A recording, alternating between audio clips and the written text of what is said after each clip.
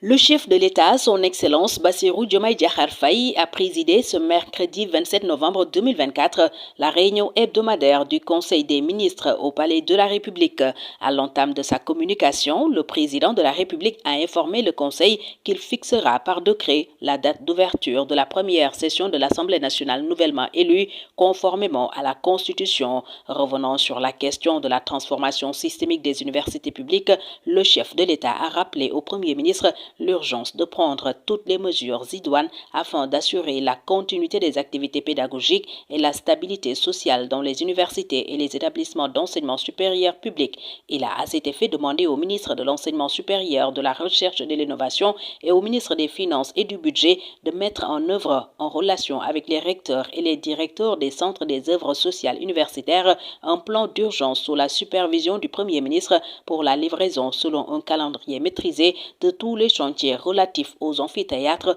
salles de cours, restaurants et pavillons engagés par l'État dans les universités publiques. Le président de la République accorde une attention particulière à la maîtrise des budgets des universités, des centres des œuvres sociales ainsi que des structures du ministère de l'Enseignement supérieur, de la Recherche et de l'Innovation. À ce sujet, il a invité le Premier ministre à finaliser un audit des dépenses universitaires et sociales et de faire engager sans délai un processus d'optimisation du fonctionnement des universités et centres des œuvres sociales en relation avec toutes les parties prenantes. Le chef de l'État a souligné dans cette dynamique de rénovation de la gouvernance universitaire l'importance de promouvoir en synergie avec la communauté universitaire un modèle économique consensuel pour assurer le fonctionnement adéquat et les performances consolidées du système universitaire et de recherche. Eu égard à l'accroissement significatif annuel des effectifs d'étudiants, le gouvernement devra, en accord avec les universités, arrêter une nouvelle politique de gestion du capital humain en vue d'asseoir une meilleure planification du processus d'orientation des nouveaux bacheliers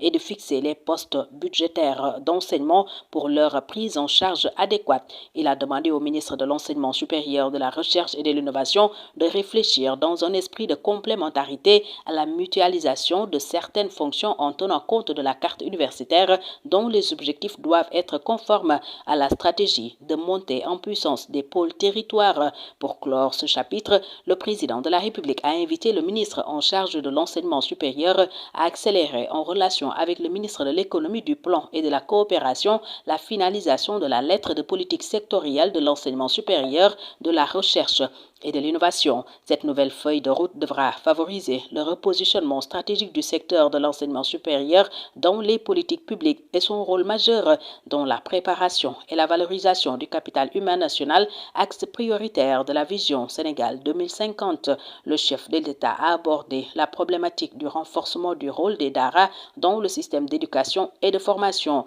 Les DARA constituent un des piliers majeurs de l'éducation des enfants dans notre pays. Toutefois, ces établissements scolaires, disons particuliers, ne sont pas fondamentalement intégrés dans le système éducatif officiel, aussi bien dans l'enseignement général, professionnel ou technique. C'est pourquoi il a rappelé au gouvernement l'impératif d'une meilleure intégration des DARA dans le système éducatif officiel à travers une cartographie exhaustive des établissements, la création d'un statut pour les établissements et les enseignements dûment formés dans des centres spécialisés, le développement de la formation professionnelle des apprenants en vue de faciliter leur insertion dans la vie socio-économique. Il a exhorté le ministre de l'Éducation nationale à finaliser avec toutes les parties prenantes les réformes consensuelles et essentielles pour moderniser le fonctionnement des DARA. Il a en outre informé le Conseil qu'il présidera la Journée nationale des DARA qui sera célébrée ce jeudi 28 novembre 2024. Parlant de la prise en charge de l'inclusion des personnes vivant avec un handicap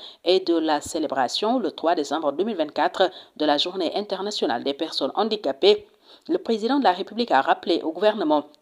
la place primordiale de cette importante frange de vulnérables de la population dans les politiques d'équité et d'inclusion sociale. Il a invité le ministre de la Santé et de l'Action sociale et le ministre de la Famille et des Solidarités à renforcer les interventions de l'État en leur faveur. Il a demandé au ministre concerné de finaliser l'évaluation de l'application de la loi d'orientation sociale numéro 2010-15 du 6 juillet 2010 relative à la promotion et à la protection des droits des personnes handicapées handicapés, notamment le système des cartes d'égalité des chances, et de préparer une nouvelle stratégie nationale d'accompagnement des personnes vivant avec un handicap. Par ailleurs, le chef de l'État a indiqué au Premier ministre l'importance de faciliter, selon les diplômes obtenus et des critères établis, les recrutements et les nominations des personnes vivant avec un handicap dans les secteurs publics et parapublics. L'insertion des personnes vivant avec un handicap au sein des entreprises privées doit tout aussi être encouragée par le biais du dialogue social avec les organisations d'employeurs.